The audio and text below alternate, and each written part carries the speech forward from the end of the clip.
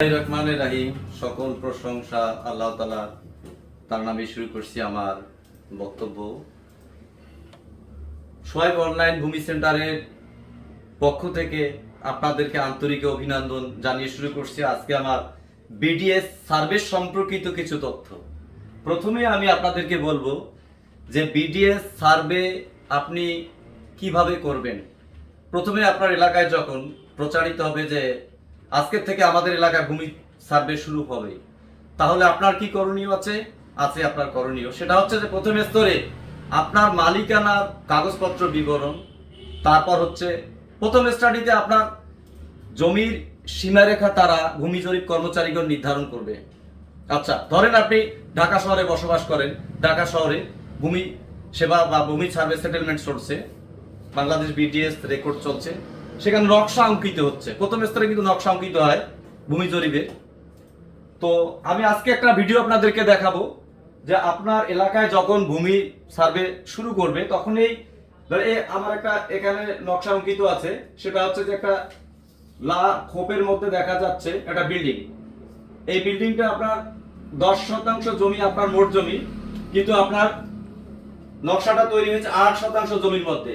বর্ধিত আপনার 2% জমি কিন্তু এই কালো রেখার মধ্যে রয়ে গেছে। আচ্ছা, পাশে কিন্তু অন্যদের জমি আছে, আপনাকে অবশ্যই সেটা মানতে হবে। পাশে অন্যদের জমি আছে, বিল্ডিং আছে, ফ্লোর আছে, ফ্ল্যাট আছে। তো সেই ক্ষেত্রে আপনি কি করবেন? আপনি বাসায় নেই, ইতিমধ্যে ভূমি জরিপ কর্মচারীগণ কিন্তু আপনার নকশা তৈরি করা শুরু করেছে। তো তার আগে আমি বলেছি যে আপনি যদি বাসায় অ্যাটেন্ড থাকতে না পারেন, আপনার চৌহদ্দি জমিটি ঠিক নির্ধারণ করে রাখবেন। তার আগে এখন সার্ভেয়ারকে ডাকবেন, লোকাল সার্ভেয়ার আপনার কিন্তু বিল্ডিং এর সীমারেখা নির্ধারণ করে রাখবে। তাহলে সীমারেখা নির্ধারণ থাকলে আপনার সুবিধাটা কি? সেটা হচ্ছে যে আপনার বিল্ডিংটি কিন্তু সঠিক জায়গায় অঙ্কিত হবে। দ্বিতীয় স্তরে খালি জায়গার সামনে কতটুকু আছে সেটারও কিন্তু একটা সীমারেখা আছে।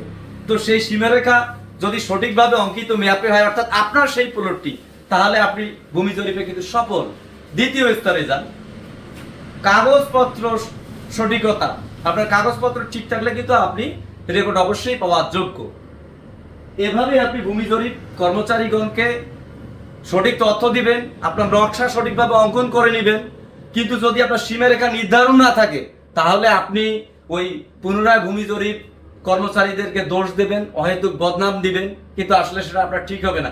এর জন্য আপনি সংশোধন করতে পারবেন, কিন্তু নকশায় আপনার যে একক একটা মালিকানা সৃষ্টি, ওই দাগে আপনি সেটা পাচ্ছেন না, অন্যের দাগে চলে গেছে। অন্যের দাগ থেকে 2% জমি আপনাকে কেটে আনতে হবে।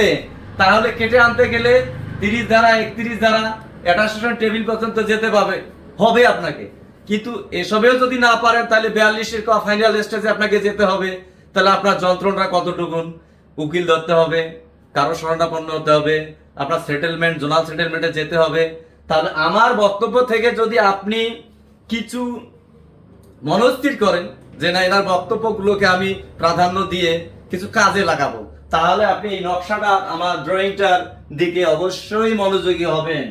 অর্থাৎ 8% জমির মধ্যে আপনার বিল্ডিং রয়েছে এই লাল রেখা চিহ্নতে।